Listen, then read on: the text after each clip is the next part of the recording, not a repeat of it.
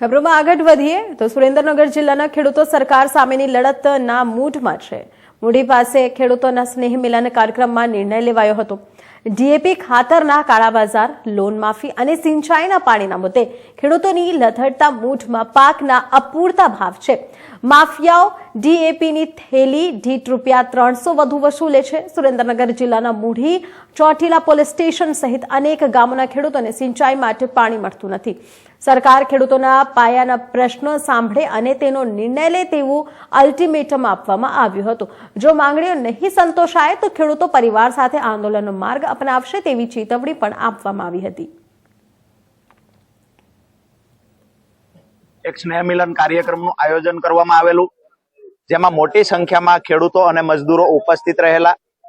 આજે તમામે ઈશ્વરની સાક્ષીએ એક પ્રતિજ્ઞા લીધી અને એક નવા વર્ષના નવા સંકલ્પ સાથે શુભ શરૂઆત કરી છે કે આવનાર દિવસોમાં સિંચાઈના પાણી મુદ્દે, એમએસપી કાયદા મુદ્દે, ખેડૂતોના દેવા માફી, લાંબા ગાળાની કૃષિ નીતિ અને કૃષિ પંચ માટે આવનાર દિવસોમાં લડીશું।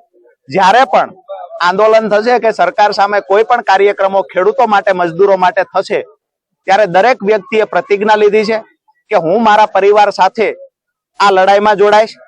જરૂર પડશે તો હું આવનાર સમયમાં દરેક ગામડેથી 10-10 પરિવારને આ લડાઈમાં જોડીશ અને પ્રતિજ્ઞા સાથે આજ નવા વર્ષની શુભ શરૂઆત કરી છે।